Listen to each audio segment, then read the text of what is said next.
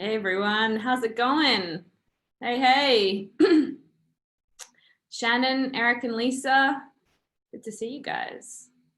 Just gonna get us set up here, won't be a few minutes. Gonna get us live on Facebook so that we can stream it out, and then we're gonna get started.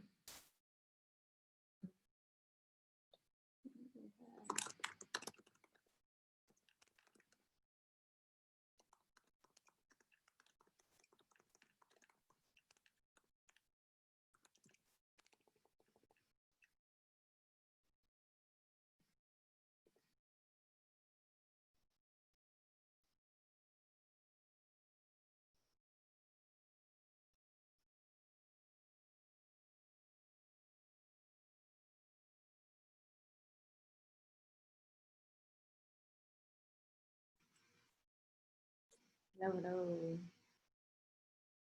Okay, guys, as you jump in, say hi in the chat. Won't be a few more minutes getting this all sorted. And then we're going to talk about biohacking. It's going to be more health hacking, biohacking, same kind of thing, I guess. But we're going to launch into some things to really take your health to the next level, to help move your health towards superhuman, which is what we always talk about. And Dr. Bart is in the house. Hello, Miss Karen. Hello. I've got my crew with me again tonight. You guys can probably see Paris. Aww. She has her jacket on tonight. Yes. Wow. Does she get cold? Oh my goodness. This morning when I put her in the truck, she was literally shaking. Really? Oh, poor little thing. I feel you, Paris. It's okay. We're going to talk about that tonight, though. But she looks super cute in her little jacket. And the rest of the crew is with me as well. I got Bob and George here, so if we need any other questions answered by either one of them, they are all ready to rock and roll here. Those of you just logging on, let me know, Karen, when we are on Facebook Live. Let me know if we get on there as well. So you guys have questions tonight. So tonight I'm excited for this. Is going to be a fun topic. We're calling it biohacks, but I'm really calling them health hacks. So we're gonna dive into some really cool stuff, which was like, I think this is the perfect time for this topic because we're gonna do this, kind of leading into, all right, next year's coming, and we're gonna start to get our minds in that right mode here. So I'm gonna pass it back to you here for a moment, then we'll dive into all these fun topics tonight. Yeah, awesome. Yes, we are live. So welcome everyone to another episode of the Health Made Simple show. To start us off, I want to intro our host here, Dr. Bart, who has been a healthcare provider for over 20 years, practicing a range of modalities, including chiropractic, acupuncture, kinesiology, nutrition and supplementation, as well as functional lab testing out of his clinic, Balance Health Studio in Seagrove Beach, Florida. He's also the founder of the Health Edge program, which is a virtual health program for entrepreneurs and executives really wanting to take their health to the next level. He has worked with thousands of people across the world, celebrities, athletes, and so we are excited tonight to dive into what you've learned and what you're talking to people about, biohacking or health hacking, or the things that we can do right now to really, as you said, go into 2021 feeling confident that we're able to take our health to the next level. Yeah, absolutely. This is a couple things. So these are the things that I'm often talking to clients about when we're talking about leveling up, that next level. What are some of the other things we do, strategies, so we can get closer and closer to that superhuman status, that superhuman, like strategizing, what do we do? These are the things. These are the things we talk about. Tonight, I'm going to go through a couple that, they might have to plan for because they might cost a little bit of money. So there's one or two here, maybe just one. Talk about, and then the others, the beauty is, man, they're just disciplines. So, and I think, Karen, I want to start with that part. So we hear so much, especially like this last, I don't know, it's probably been like 6 years where like that phrase biohacking has become like, it's just like, it's really cool phrase. And we're looking for the next greatest biohack. So I want to clear that up first and just kind of explain what that really means. When we think, the challenge is a lot of times people think biohack means shortcut. And it is not. It's not supposed to be a shortcut. Really, when we talk about biohacking, technically what that means is having an impact on the biology through repetitive actions, small repetitive actions that give us a desired result. So what does that really mean to all of us? That we figure out these different strategies. That's really what it means. And we find these little actions that we can take on a regular basis. But when we add them all up, they have a massive impact on our overall health, and especially the direction that we're going, because we keep adding all of these little biohacks. So tonight, instead of even calling it a biohack, I'm going to call it like a health hack, because that's really what our goal is. We're trying to just get healthy. We're trying to become superhuman. We're trying to level up our bodies, level up our health. And with that being said, as we go here, I want to make sure that everyone's just a reminder, we're launching the cleanse in January. So Karen, right after Thanksgiving, one of the most common things I get is, when are we doing the cleanse? Really? That's awesome. Yeah, guys, the cleanse registrations are open as well. So if you want to jump on, get registered early, then you can get your supplements early. You can get all set for January 4th, I think is the start date. I'm going to add the link here so that you guys can all register, and we'll email it out to you if you're listening to this recording, so that you guys can register and get ready. I'm actually getting you to ship some all the way over to me, Bart. So I am doing the cleanse with you this year. This will be my first cleanse, guys. If you want to do the cleanse with me, make sure you register. Awesome. And it's good. And I don't want anyone to be intimidated by it. We call it a cleanse, but really it's a food eating process. The first 10 days I have people act like they're vegetarians. So we keep it clean. We're going to really cleanse things out. And you'll see some of the things we talk about tonight, that it just makes sense that we do something like this at least once a year. The funny thing is, here, you guys don't do Thanksgiving in Australia, do you? Okay, so pretty much all just getting over our food comas from last week, Thursday. Even if someone like myself, listen, we had an incredible Thanksgiving. We had all these just lovely people, literally our tribe was here, our family, friends, a lot of people we love. We ate organic, we ate gluten-free, sugar-free, not sugar-free, because natural. So for myself, it 100% clean, but just too much, sweets and sugar. And I literally had a food hangover for 2 days. Haven't done that since last Thanksgiving.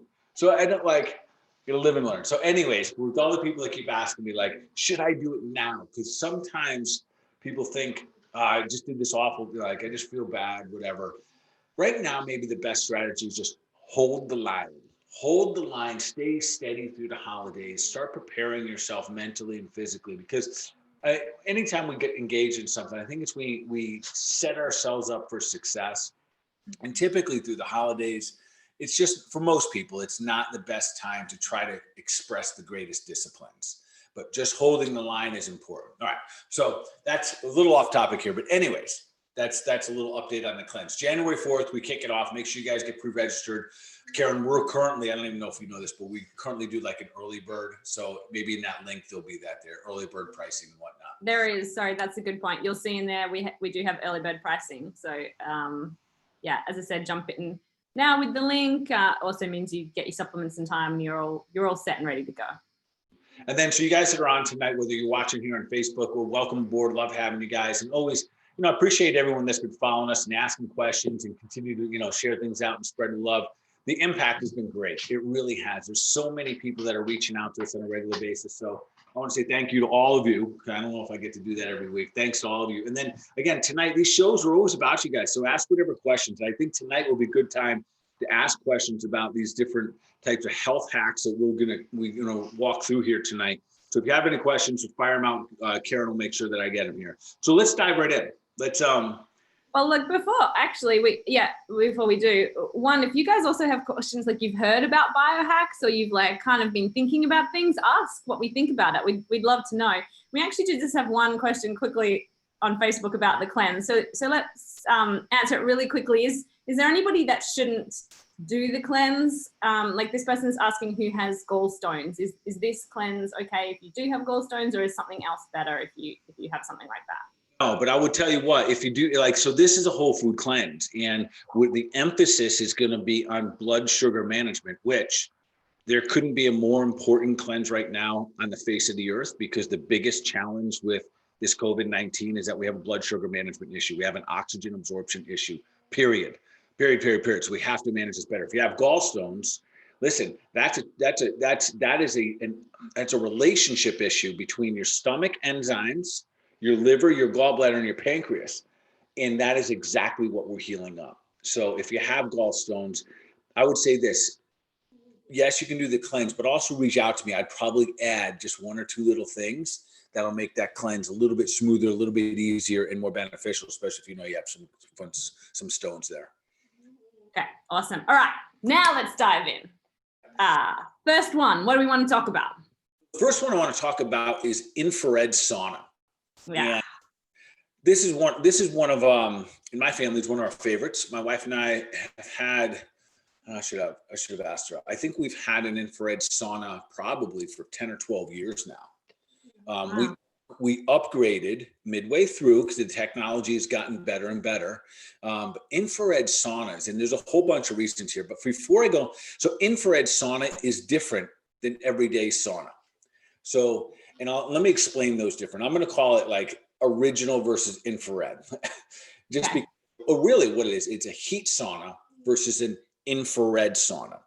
And a heat sauna typically is heated up using coals or rocks or heat elements. And what it does, it heats the air in the sauna. And then it'll go high, 180, 200 plus degrees. The air becomes hot. We go into the air, or we're sitting into the air, and our body has to adapt to that air. So it's kind of an outside in effect. So the heat is on the outside, and our skin has to respond to that, and it can create a fair amount of a fair amount of sweating from the sauna, and most of that's going to take place on the extracellular level, meaning that it's coming from the dermis and around that area, because that is what's defending. So the heat is hitting the outside of the body, and this is where most of the purging happens, from the outside here. So our body's basically defending itself against the heat from the dermatome level. Now that's a little bit different than infrared. So those are healthy. And I'll give you kind of a pro and con to that in just a moment. There's nothing wrong with those, but it doesn't have as many health benefits as infrared sauna does. And the infrared sauna works a little bit different. These infrared, or you might hear also called infrared light therapy. This penetrates in the body. So it's not nearly as hot. So my sauna, it feels super warm and comforting. Maybe 100, it'll range when I'm in there for a little while, 130, 140, 150 degrees, which is nothing close to 200 degrees. And that's a typical, heat sauna. The difference here is that it actually goes into the body, penetrates up to about 9 inches within the body. And then as a result of hitting something, the heat is generated there. So it's on the inside of the cell. And this is where the magic is, because then the cell from the inside has to be activated. So we literally have benefits like increased metabolic activity by sitting in a sauna. So on the inside, you're literally starting to increase your metabolic activity, because now the heat is on the inside of the body. So we're creating a little bit of this stress response by heating up the inside, and then that cell starts to activate, and it literally starts to flush out, detox from the inside out. The sweating, for that matter, and this is why one of the reasons I wanted to educate people on this, is because it's a little bit different experience. Man, you walk into a 200-degree room, you're sweating within a minute. With the infrared sauna, it takes a moment or two for the penetration, the heating of the cell, the activation of the cell, and then the detoxification. But listen, sweating is powerful. Sweating is one of these things that's way overlooked. There's a huge, huge process of health here. So with that being said, that's the biggest difference, Karen, between the two. And I'll go into some more details in just a second here. Yeah, that's really interesting, because we were talking before the show. I actually haven't, I've been in a traditional sauna many times, but I've actually never been in an infrared sauna. So I'll have to try and, if you don't have one at home, are there places that we can go and check one out? Yeah, absolutely. I tell you what, not really in our area, unless you just want to come to my house. So, you can just kind of hop in our sauna. They are, you know, they're, I'm not going to say they're real affordable. It's an expensive piece of furniture is what it is. It's very attractive looking. There are lesser versions, but with that being said, listen, I don't have any affiliation with any, company or anything like that. Both times I purchased one, I did all the research I possibly could, and I ended up buying it from a company called Sunlight.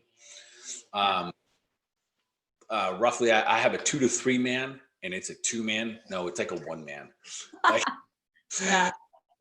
3-man. I hate to see the size of these people. They must be tiny people. But anyways, the effects are fantastic. So I've used this company several times. I want to say the last time we purchased one was probably right around $4,000. It's about 4 feet by 5 feet. So it's a piece of furniture in there. And again, it's Sunlight, and that's the company I use. Now, with that being said, there are different types of infrared. There's near, there's far, and there's intermittent. Well, there's mid. The beauty is, and this is why my wife and I now have an upgraded one. There used to be mostly far infrared, which is excellent. It does a lot of benefits, and the way that it penetrates is a little bit different than near infrared.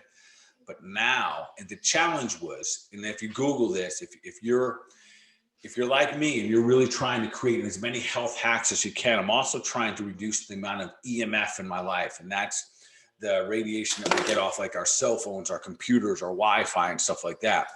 Well, far infrared traditionally produced a fair amount of EMF, but they have new technology now where it's awesome. They have what they call a 3-in-1. So you get all three, near, far, and near, far, and mid, all in one with almost zero EMF. So the technology is really, really advanced.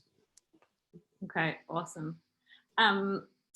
So how often do you use it? Like what do you like? What's I guess a recommendation?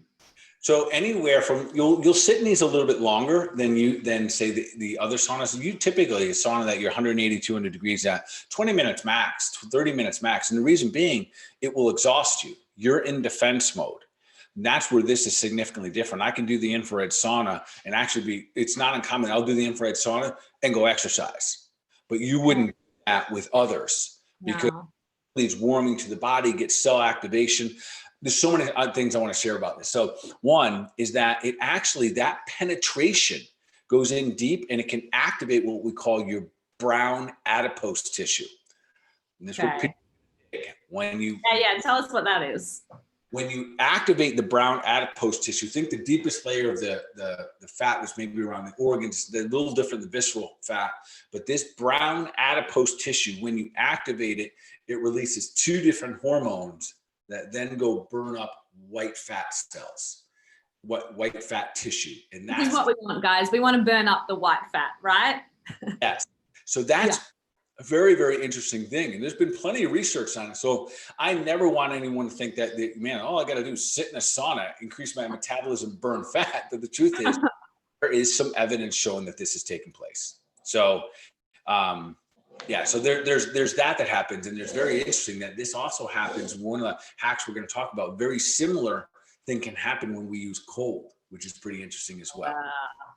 So I want to go back to this for a second here and really talk about the health hack that's taking place here. So one of the challenges that we have right now is that we've become pretty wimpy when it comes to adapting to temperatures. And you and I were just talking about this. We were talking about it, yeah. So everyone listen to this for a second. When you think about this, when I say wimpy, like we don't like it too cold and we don't like it too hot. We have, climate controlled houses. We have upstairs, downstairs climate control. We have car, heat seaters. Right? Did I say that right? Heated seats. We have seat heaters. Yeah. We have air conditioned seats. We have restaurants. We have auditoriums. Everything is climate controlled. And the challenge there, Karen, and for everyone listening to this, is that part of our innate immune system is sweating. Sweating is one of the most phenomenal things we can do. Remember, your skin is the largest eliminative organ in the human body. So that is where we're supposed to get rid of stuff. And, we're not going into the toxins like using antiperspirants, which is just, if you guys are using antiperspirants, let's stop. when we can't perspire, remember, perspiring is a natural part of your immune system. If we don't, we're holding on toxins. Now, we're in a phase right now for humans that we just don't sweat unless you exercise. And that is not normal for humans. We always had sweat involved. So it is one of the things that we almost need as a health hack now. So I'll be honest with you, we don't use it much during the summer, but right away in a cold day like this, you bet your butt that we're firing it up, and now we're going to start to use it. How often? Probably 3 times a week. It's fantastic. And just a little side note, it's good for everyone. I absolutely love it for my women. I love it for women for breast health, and I love it for hormone balancing. And I'll explain both of those. One of the things I like about it for the breast health is this, again, especially the breast lymph tissue. The lymph tissue in the breast is a little bit different. It's not as bulbulous. It's a little bit more oval shaped. Can you guys see that? Yeah. And with the bras and all this kind of stuff, you can press those lymph nodes and get squished. I'm going to try to make this good. As you squish them, things go in there and they die. And then they create abnormal tissue and you don't get enough flow going. And the only way lymph tissue moves is through breath and movement. So when you coordinate them with a bra, you no longer have the movement. You are pushing, you're saying this lymph cannot flow. It's like we're strangling that. And the breath, most people don't have like a breathing practice, like a yoga practice. Now, if you're out there doing cardio and you're raising up and down the heart rate, beautiful, that's helpful. But you probably got a sports bra on. So when you go into, right? Isn't that the reality? Of course, yeah. I love it for women. You go in there for a woman to go in there, you just got your towel on or whatever.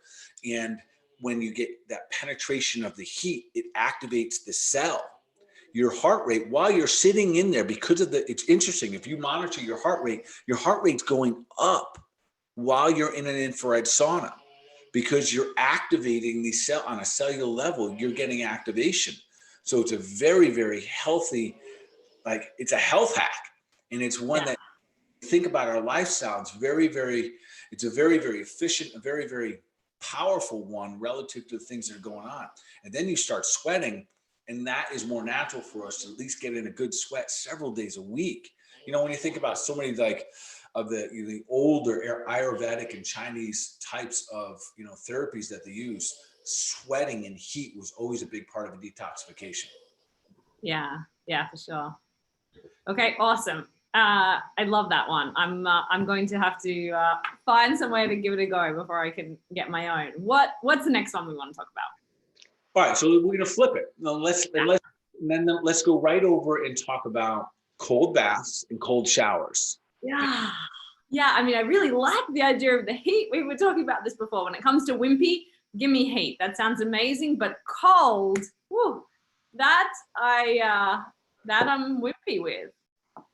Yeah. So, and I get that. We were joking about it earlier, and my wife would agree with you, even though she's tougher than she said. She just went out and walked the dogs down on the beach, which is when it's cold, it's really cold. Here's the thing. So everyone listening, we love our heat and we love our cold. You like one or the other. Sometimes you almost have a dislike for the other. Yeah. Really, as we are thinking about becoming superhuman, getting stronger, becoming more adaptive as human beings, the farther we can swing our pendulum. So I want you to think on one side, there's fire. And if you get in the fire, you're burnt. On one side, there's ice. You get too much ice, you freeze, right? So the closer we can get and adapt to fire and to ice, the stronger we are. Yeah. Humans right now are really, we got this like narrow little window. It's over 74, whatever. I don't know. It's under 68.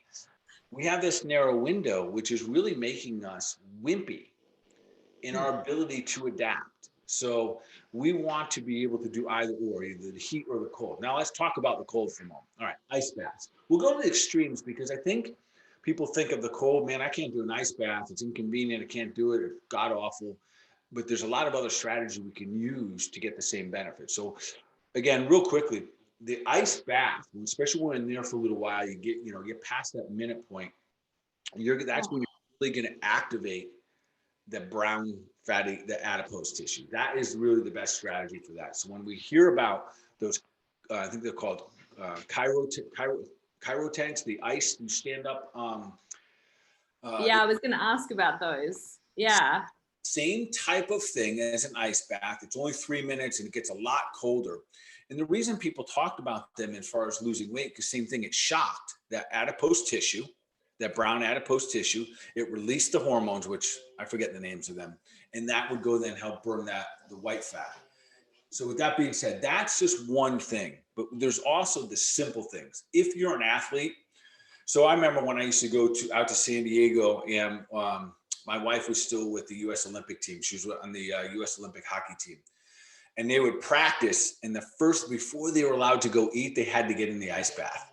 Oh, that's a good one though. I like that whole, like, before you're allowed to do something that you want to do, you have to do this first. Like, even setting up rules for yourself like that always really helps me.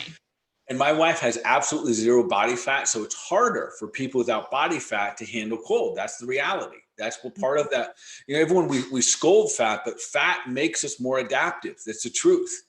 Like, if you have an extra layer on your body, you can handle cold better than the person next to you. Truthfully, that's a form of health. That's part of being superhuman.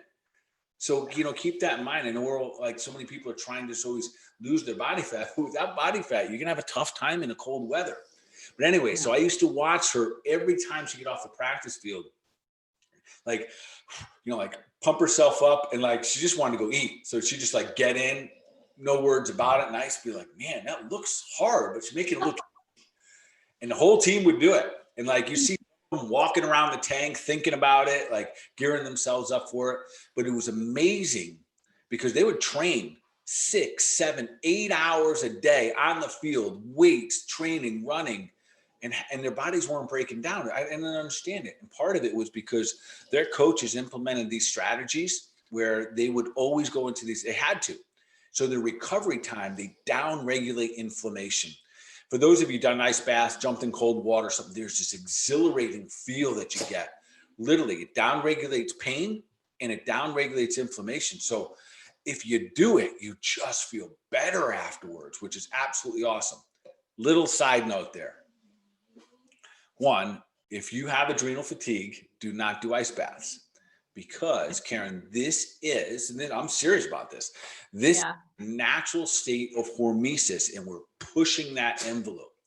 And hormesis is a phrase in science that we use that as we expose ourselves naturally or unnaturally to forms of stress, toxins, emotional, chemical stresses, physical stresses, heavy weights, that exposure makes us stronger.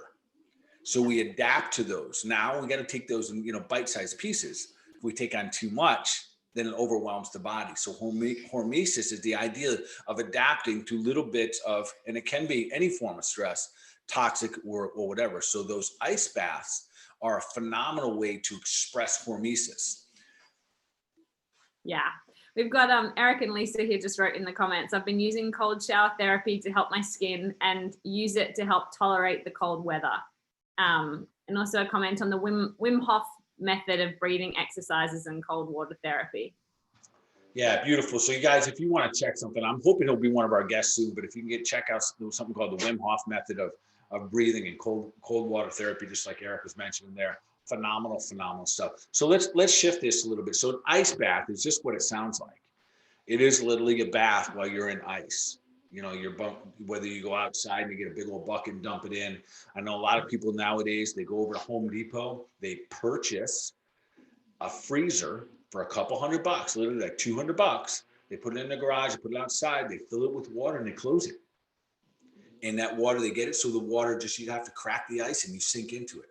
And you don't have to water. So that's one efficient way to do it. That some people are doing it that way. We have an old Japanese style tub, and I say old, it's not old, it's brand new, fancy, expensive. I'd be lying if I use it frequently. Well, part of the strategy, we were actually going to purchase a ice maker and put it in our garage as well. We just haven't taken that step yet. So, and this is how real this is for us. As we're moving forward into, the second third of my life, as we're moving forward here, these health hacks are the strategies that we can take that are very, quite frankly, they're going to be easier and easier to take if we're prepared for them that continue to level up our health. So let's shift gears and talk about the ice bath and then a cold shower. Yeah. Because if we're not ready for an ice bath, are there some things we can do to work up to the ice bath? 100%. And don't discount how effective and how powerful this can be. So oftentimes people think, well, I need to do an ice bath. It's the only like real way of doing it. It's the only like hardcore way. No, there's many other ways to get the same end result. What we're trying to do is make our body adapt to the cold. We're putting it into a state of hormesis where we're putting a stress on the body and making our body adapt. So literally a cold shower, I would shoot for anywhere between a minute to the full shower, but getting at least a minute of cold shower in. Again, in the moment, like it's just turning that dial and just and literally just sucking it up for a moment. I promise you, there's always an exhilarating feeling after the cold shower. And with that being said, in the beginning, like you don't have to go a minute or a full 10-minute shower cold. In the beginning, just start getting that water on yourself. But anytime we expose ourselves from the comfort zone to needing to adapt, that is the health hack. That is us adapting, because it used to go like this. It used to be like, hey, if you don't make a fire tonight, you're going to be cold, and it might be raining and sleeting out. And we didn't have it so easy. So again, our strategies of trying to become superhuman, get our bodies stronger, are literally becoming more adaptive. And listen, if there was ever a time that we need to learn how to become adaptive, right here in the middle of this COVID-19, 20, 21, whatever it's going to be, this is when we need to learn how to adapt. We have to adapt to stressors. I just saw a thing out yesterday, Karen, and we'll go into this as the year rolls, as we come to an end with our podcast here at the end of the year, that now they're seeing the impact. They're starting to be able to measure the impact of the stress of COVID, what happens when you have the stress of it and you get it combined. So meaning that the stress, the inability to kind of manage our stress, to have the capacity to handle it, is really kind of down-regulating people and causing a lot of the post-COVID symptoms. But again, we'll cover that in another topic. So again, there's cold baths with literally having ice. There's cold showers. And then there's just splashing your face with cold water. And all of these are effective for helping your body adapt. So listen, if you're used to you're the person who turns on the warm water and doesn't even put that warm water on their face until it's warm, and you know who you are. Yeah. Guilty, completely guilty. Yeah. So you would benefit by just starting with face in water. Some people like to actually get a bowl and put their whole face in there so they can get a couple minutes out of it. I don't think you need to do that, but just starting that process of getting cold water on there is just helping your body adapt. Your nervous system has to adapt, your body, your adrenal glands, everyone has to adapt. And that adaptation is literally what makes us stronger. And I love that, because that's somewhere that everybody can start. I really am one of the biggest cold wimps when it comes. Hot weather, I love. Doesn't matter how hot it is, give it to me. But cold, I wimp out. And so I feel like I love that, because even I can start with the face, splashing cold water on my face. In saying that, I can also start with the cold showers. Start actually, like, even if it's a few seconds to start, we can all do some of this. Toughen up, right? Yeah, literally. When I think of health hacks, I think of like, how do we start having more discipline in the areas that we don't like and that we don't want? Yeah. Yeah. And you might just say, it's like Karen, yourself, or some of the other people watching here, you might say, I'm going to do one cold shower a week. Yeah. Yeah. Yeah. It's practicing doing some of those things we don't like. As you said, we stay even within health, in our comfort zone, in the things that are comfortable. And it's how do we push ourselves out of that? Yeah. And that old saying, what doesn't break us makes us stronger, right? Or what doesn't kill us makes, and this is a perfect example of it, where literally if we become a little bit more adaptive, and then we would, invite ourselves a little bit more, and you could see where this would transfer over, like, oh, then I'll go out. It's really hot today. I'll go out and I'll do it. I don't mind sweating, because I know that sweating is super healthy for me. And you put yourself in environments that allow you to sweat a little bit more often. And again, without an antiperspirant, there's none of that stuff. And then ourselves in environments that are a little bit cold and just have to adapt to it. And this is what I find too. Like, listen, I don't like, I'm not great in the cold too, but it almost makes me feel tougher when I man up and I go out the mail with just my shorts on and it's only 40 degrees out. Like, you know what I mean? Like, there's this thing that it does and be like, well, that didn't kill me. I can handle this. So I'll encourage everyone to just kind of like push the envelope a little bit there. And especially with, you know, if you are all into the heat or all into the cold, try to push yourself in the other direction and adapt to it. And then if you can't, just try to figure out, well, how do I get stronger so I can handle that? So if I get put in that environment, it doesn't break me down. It doesn't break down my immune system. It doesn't, you know, break down my energy levels. Yeah. Yeah. Awesome. All right. I'm committing. I'm going to try it. What's the next one? So my next one is just one of my favorites. I know I talk it all the time here on our Health Made Simple show. And again, here we go again. It's fasting. Fasting is absolutely a health hack. It has been around forever and ever. But tonight I want to talk about it specifically in terms of, so this is intermittent fasting in any level of fasting. And again, we can look at any of the books in history that talk about for religions or anything for that matter. There's always been some level of fasting, some level of cleansing, like we'll do in January, some level of cleaning the body out, give it an opportunity, and knowing that it's not going to be like a piece of cake. It's not supposed to be, right? We're supposed to actually challenge ourselves. And again, because that stress, that natural state of hormesis is what makes us stronger. So with that being said, fasting tonight, I really want to emphasize. And so if everyone has talked about, you've heard me talk about intermittent fasting, the strategies of how to do it, you know, start off at 12 hours. If you're female, 14 to 16 hours, fantastic. That's a good daily, you know, goal. Men a little bit longer, 16 to 18 hours. But tonight, I really want to kind of emphasize what happens when we fast. And there's something called autophagy, Karen, and we've discussed this before. And I think we've even talked about it on the show. But autophagy is the natural cell death that takes place in our body. That's really what that means, the dying off of cells. And the reason this becomes so paramount and so powerful in fasting is that when we fast, our body still has to eat things, okay? We still need energy sources. And what our body does, autophagy, will speed up the process of of cell death, and it kills the bad and weak cells. I want everyone to hear this, and this is the power. Because I hear some people say, well, fasting's not good for you. And I say, man, what are you talking about? Fasting is what the body innately uses to heal itself always. You got the coronavirus, guess what happens? You stop eating. Not because you think it's a good idea, because your body won't let you eat. That's why everyone's losing weight with COVID. And I'm not telling you to get it for weight loss, but that's one of the side. You're losing weight because you can't eat. Can't eat because your body innately, part of the innate immune system says, no way are we going to take in food. We got to kill. And your body uses autophagy to kill off bad and weak cells. Remember, every cell that is not your normal cell, a cell that has bacteria, a cell that has a virus bound to it, those are weaker cells. So when we are fasting and we don't put food in our mouth, our body then speeds up the killing of these bad and weak cells so it can eat them. So literally we get to kill them and then eat them. That's the amazing part of fasting.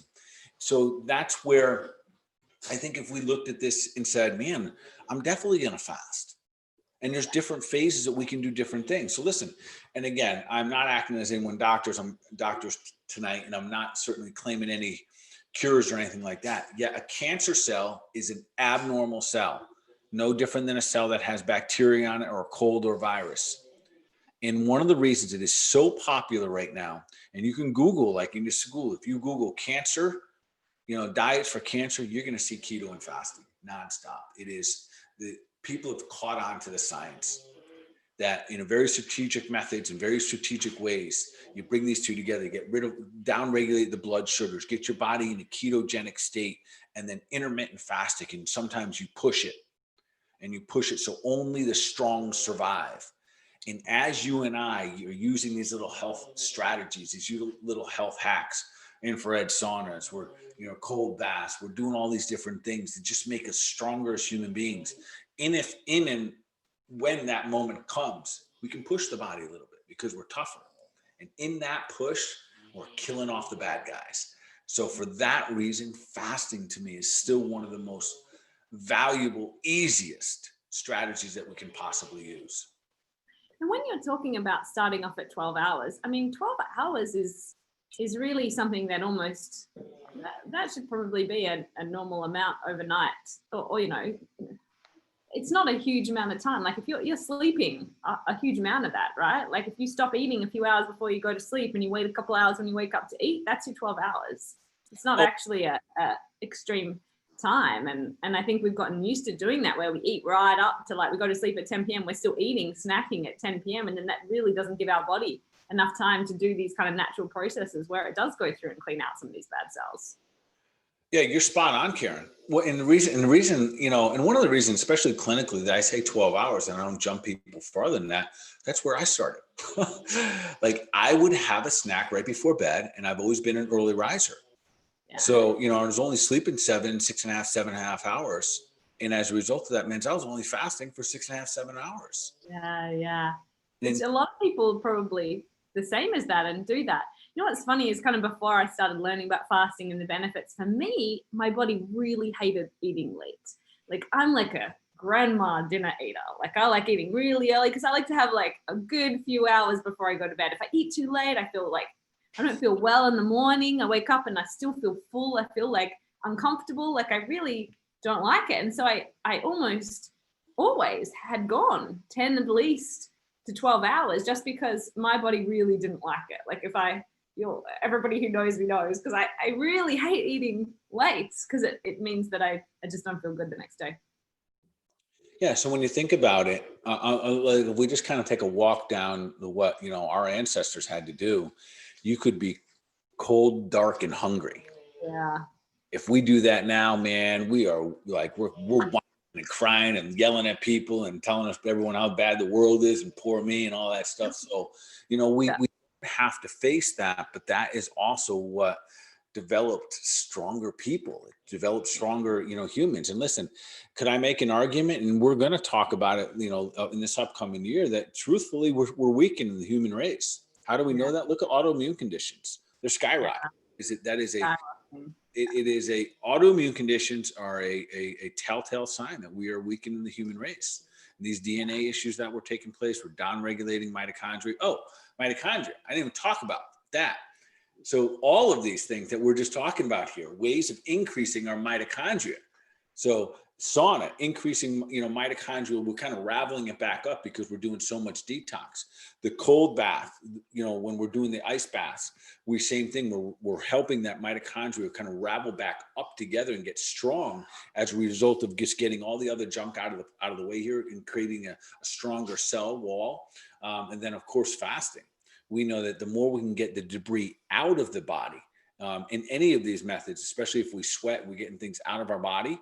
We're always increasing mitochondria, and that mitochondria, of course, is kind of the telltale on longevity for life. So I can't emphasize enough that there are wonderful benefits from intermittent fasting, like losing weight and increasing muscle mass. And we now know things about like increasing testosterone and follicle stimulating hormones and all these other hormonal impacts. But I tell you, at the end of the day, the most beneficial part for humans right now is it kills off weak cells. That means it kills off the bad guys. And again, if we just look, Karen, at what happens when we're not well, what does our body naturally do? We don't eat. We're not well. And it's because it knows that that's part of the healing process. Yeah, no, 100%. Okay, so let's move on. What's our number 4? Because we've got a couple more we want to talk about. What's our next health hack? Really, another kind of quick topic, and it's one I'm going to continue to talk about in terms of health hack, is becoming a master at sleeping. Yeah. Master. We should, everyone listening to this, and I know I'm looking at, I see the names of people on here tonight. I don't see the Facebook peeps, but I know a lot of you're starting to really emphasize the quality and understanding the data of what it means to sleep well. every single person I know, the more you sleep, the better you sleep, I should say, the better human being you are. I was talking to one of my clients today. He retired a couple of years ago. And I said, what do you like most about retirement? He's like, I tell you what. And I didn't see this coming. He's like, I sleep more now than I ever have. And I was fascinated because he's doing more physically than he ever has. He's running and golfing and he's in the best shape of his life. And Wow. and he's literally in the best shape of his life. And he says it's because he sleeps now. Yeah. He was, Yeah. in and out every day business wise. And so it's another, just a great reminder. But, with that being said, Karen, to kind of give our peeps some ways to simplify these health hacks. I have some favorites. Listen, we'll just real quickly, I'll go through some sleep. If you have some sleeping challenges, there's 3 ways to diagnose it real quick. Do you have a falling asleep issue? Do you have a staying asleep issue? Do you have a waking issue? Waking up tired issue. If you have a falling asleep issue, my favorite for you to use, like if you want to use a supplement to help, one, the habits have to be there. I mean, you got to get rid of the phone. We have to get rid of the blue light. If you don't fall asleep well, it means your body's not releasing your melatonin properly.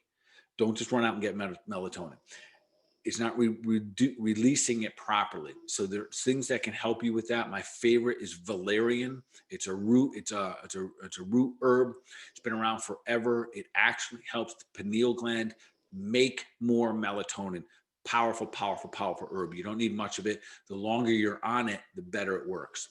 If you're just too wound up from stress, kava, another root herb, unbelievable effects. 1 or 2 kava usually it takes you out of sympathetic dominance, calms you down. So phenomenal, phenomenal herbs. That's if you have an issue falling asleep. And please be mindful of, food, stimulants, alcohol, that kind of stuff. If you find yourself waking up, most people, I would just recommend start with magnesium. I use a specific type called magnesium lactate. Believe it or not, you don't wake up because you're busy-minded. You wake up because usually you run out of the minerals required to keep you asleep. One of the reasons you run out of minerals is because you ate sweets before you went to bed. Sugar will do this, so will alcohol. So you guys that drink a glass of wine, 2, 3 o'clock, you're flipping and flopping, whatever. And then if you are waking up tired, then you have to dive a little bit deeper and look at things like your adrenal glands. Now, with that being said, Karen, we've covered that, and I think we have a show all about sleep. So today, I want to talk about data and knowing what kind of sleep. You got it there. So you and I both have these. Yeah, I just got one, guys. Black Friday sales, got myself a Garmin Garmin tracker I'm getting a ton of data on sleep, stress, HRV, all this stuff. Yeah, so I have a couple ways I've enjoyed. I'm using more and more data now. I think I've mentioned to you guys a couple of weeks ago, I use an Oura ring, OURA, Oura ring. That to me is the best when it comes to just analyzing your sleep. But we want to know what kind of sleep we're getting. Deep sleep, sleep, or even light sleep. And they're all important because if you don't get enough deep sleep, your body won't physically feel good, but your brain will be sharp, but you won't physically feel good. Or if you're getting plenty of deep sleep, you might have physical pain, but you can't remember sugar. So we want to, if we can get that data, then we can adapt to it. So if you need more deep sleep, those are certain minerals and vitamins you'd use, which would be different than if someone needed more REM sleep. Then I'm thinking, okay, I need more ginkgo for this client or this patient that helps the microcirculation of the brain. So there's different strategies depending on what type of data that we have. So that type of stuff. I want to show you another thing I use, Karen. You mentioned to me off the show here about HRV, and that's probably a new term for a lot of people, called heart rate variability. It's really the gold standard now when it comes to measuring how is our nervous system, how is our body functioning inside out, how's the heart working, like what does this all add up to, how efficient is my body? And that they're measuring something called heart rate variability. Your Garmin does it, my Garmin does it, my Oura ring does it, and so is this little thing here. You put this on your finger. And what is that one called? Because it was actually one of our questions here. We got a question. What is a good way to measure my HRV and how can I use that to level up my health? This you go to, and again, I don't have any affiliations with these companies. It's called Elite HRV. You go to they have a free app and a website. This is where I started. This was easy. And I do like this. The technology is fantastic. It's solid when it comes to an accurate, kind of accurately getting my HRV. And I also use this during the day if I just want to check where I'm at. So there's one. Literally, it's this. You just sit still. And they have these really cool little breathing meditations there.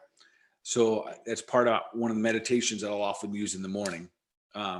So HRV can be measured with something like this. I think, Karen, these are about $120. And it hooks right up to your phone and you get scores every day. So for example, I'm 51 years old. Ideal world, you want your HRV as close to 100 as you can. When you wake up in the morning, you want a higher HRV. It will tend to go down as the day goes. Then what you do is if you're measuring it, you go, whoa, let me see what happens here. And that's why I love napping, because my HRV will be dipping and then I bump it up. Health hack right there. That wasn't even on my list tonight. Nap. A nap. That's my favorite. Like, such a fan of a nap. Yeah. So we want that as high as can be. And I don't really want to put a number that is the number we shoot for other than 100. But a lot of people are going to get it and you're going to be 40 years old or whatever, and your HRV is going to be at 35 and 40. And it just tells me that you've been tough on the body. And now you have the data, and it helps us to go, oh, I need to take some different strategy here, because heart rate variability is a very good indicator of your overall physical health moving forward. So those are some ones. And the last thing I want to say about sleep is this: we heal when we sleep. Yeah. That's it. There's not rocket science when it comes to it. We heal when we sleep. Your white blood cells go hunting at night. And it's so important for us to understand this, because, here we are in this COVID era. I got people that are testing positive and they're still like running around with the normal strategies. Maybe they're not out in their office and stuff, but they're still going at it full tilt. I'm like, hey, knock, knock, who's in there? This is the moment that we want to, when your body's feeling that way, this is when we want to listen to the body, which then, Karen, leads us to number 5 here. Leads us to number 5. And I love that this is our number 5. We talked about it before the show. So let's dive in. What's our number 5? Again, just a reminder, if you guys have questions, fire away here. So number 5, I think, is my favorite here and maybe the most important. And I'll also say this is probably the most abused health hack or health habit that I see right now. And I think most of the listeners would agree. The people on Facebook here are, people watching us on Zoom here. And that's intuition. Intuition, the willingness and the ability to listen to our body. And I'll explain that really what I mean. So, one, our bodies never lie. They're always giving us feedback. Now, truth is, we don't like that feedback too often because we're wimpy. We complain a lot. But the truth is that our body absolutely never lies to it. It's always trying to give us some feedback. And the language of the human body is symptoms. So it uses symptoms to try to communicate with us. The challenge is that from day one, we've been taught how to eliminate symptoms. Got a headache? Take this. You got this? Take this. Got this? Listen, we're all in that paradigm. So that's why I feel like people have gotten farther and farther away from the willingness to listen to the body. And I'm going to bring it a little bit deeper, because I think to really listen to the body, I'm not talking about thinking. I'm not talking about education here. I'm talking about listening to that little voice inside and trusting it. And I also think that in order to trust that voice, you have to have some level of faith. You have to believe in a higher power, God or something, and know that there's a greater wisdom at play here than your brain and the last thing that you Googled. And that there's a wisdom within that body that if you can tap into it and listen to that voice, you'll always be moving in the right direction. And that intuition, because of things like Dr. Google, is leaning us away from listening. Yeah, for sure. And I think something else we talked about was we tend to be too busy to listen these days. We don't take the time to listen. As you said, if we get a headache, we have a meeting. We don't take time to say, what does that headache mean? Maybe we needed more sleep. We take tablets or take something to get rid of it so we can get to our next appointment or our next thing. And not saying that people don't have those, but I think that's probably a piece within intuition too, is taking the time to slow down. Yeah, we have to like create space. We have to have space that we can literally listen to what our body is saying. So the way that everything is geared is that we're so driven that we have to know right here, right now, what's wrong with me. The challenge, that is where the danger begins. That particular question, what's wrong with me? Whoa, you can't win. So Yeah. all the listeners, everyone here on Zoom and on Facebook here tonight, write this question down. This is the question that we need to get ourselves in the habit of asking ourselves. And that is this: what is my body asking me for? What does my body want? Yeah. We joked, but we know this. When you're tired, so I want to roll through a couple symptoms here. I know we're getting close on time here, but talk about intuition. So when we're tired, is it really rocket science what our body wants? If I said, what does my body really want right now? And I'm not asking my education. I'm not asking Dr. Google. What does my body want?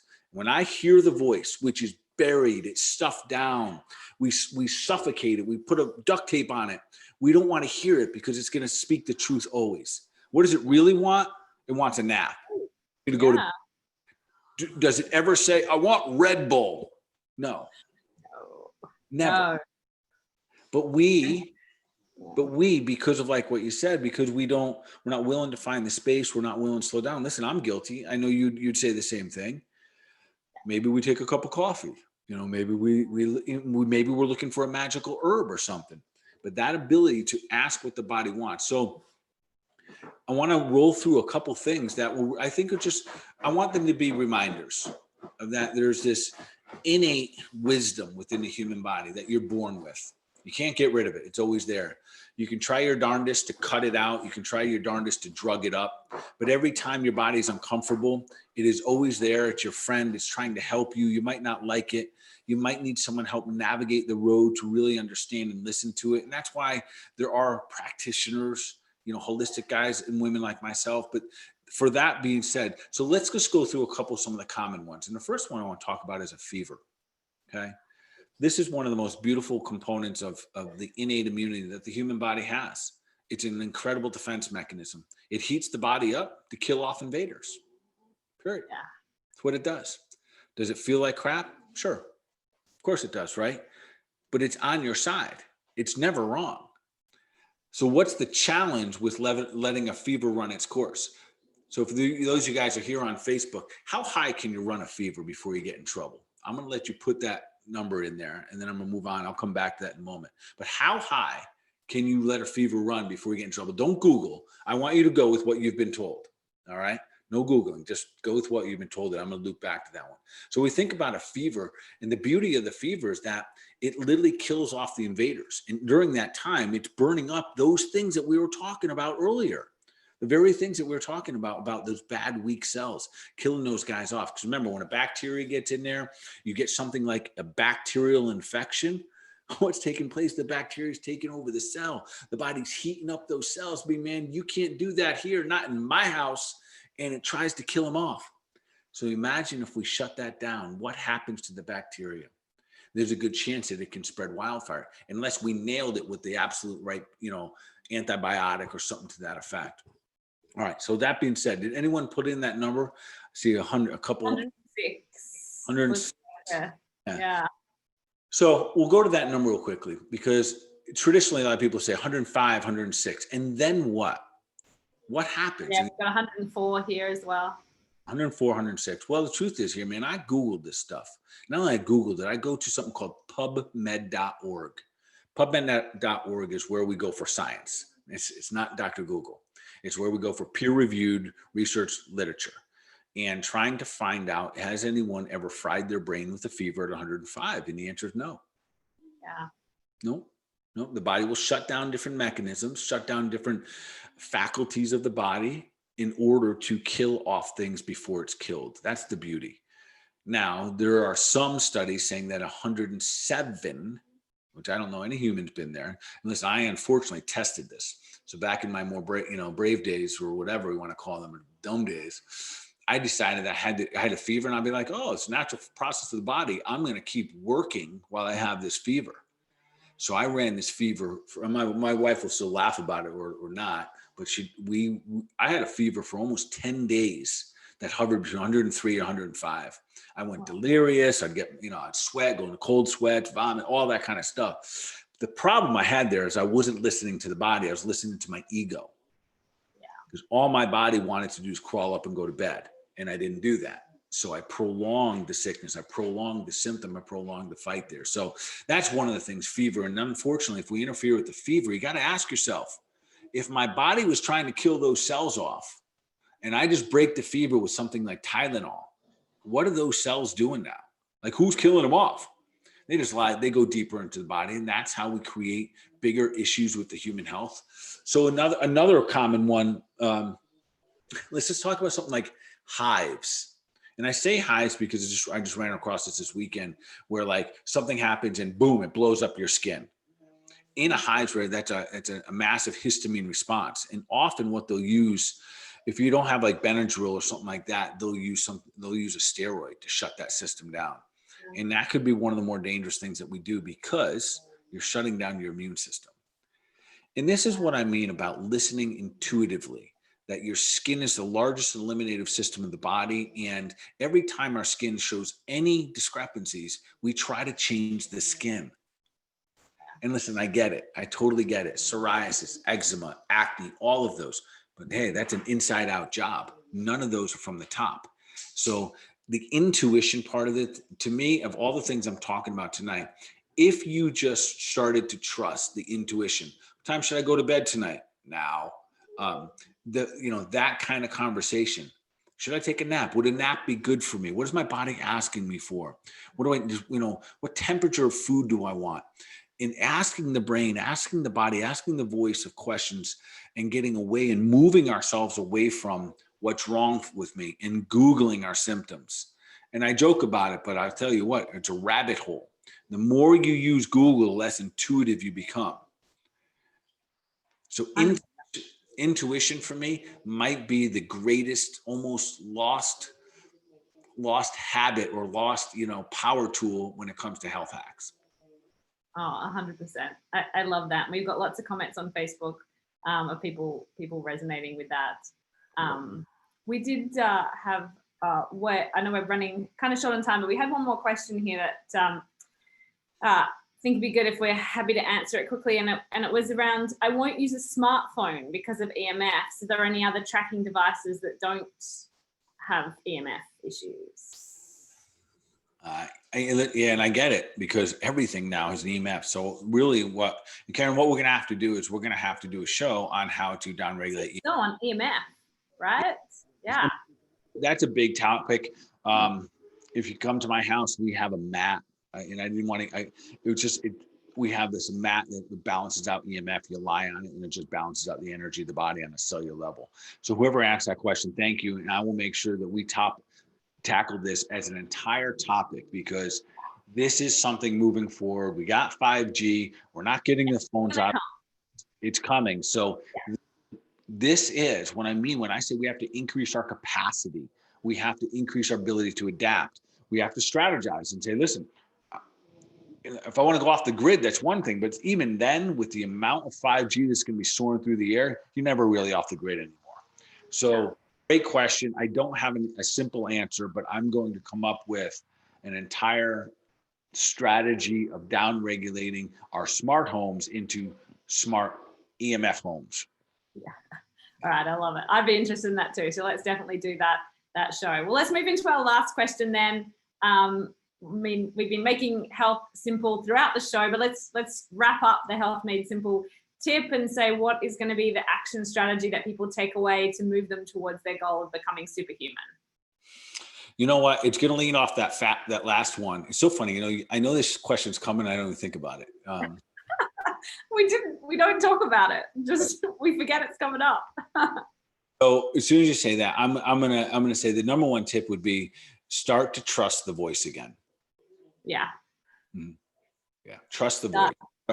Every one of us that you were getting that message and then you denied it. And you're like, man, I knew it. I should have. And fill in the blank. So let 2021 be the year of the voice, right? and trust and go back and use our faith and know that there's a higher power that created us. And within that power, there's an innate wisdom. And within that innate wisdom, there's always an answer leading us to greater being. I love it. Amazing. All right. Well, thank you so much, guys. We have loved having you here with us. Same time next week, we'll be back. And remember that the cleanse registration is open. So we do have that link there. If you've got any questions, you can reach out to us. But otherwise, we hope you join us, and we'll see you next week. All right. And as you guys always know, continue to do your thing. Keep sharing out, keep spreading the love. And of course, we're going to take deliberate action for your mind, your body, your overall wellness. And y'all be awesome.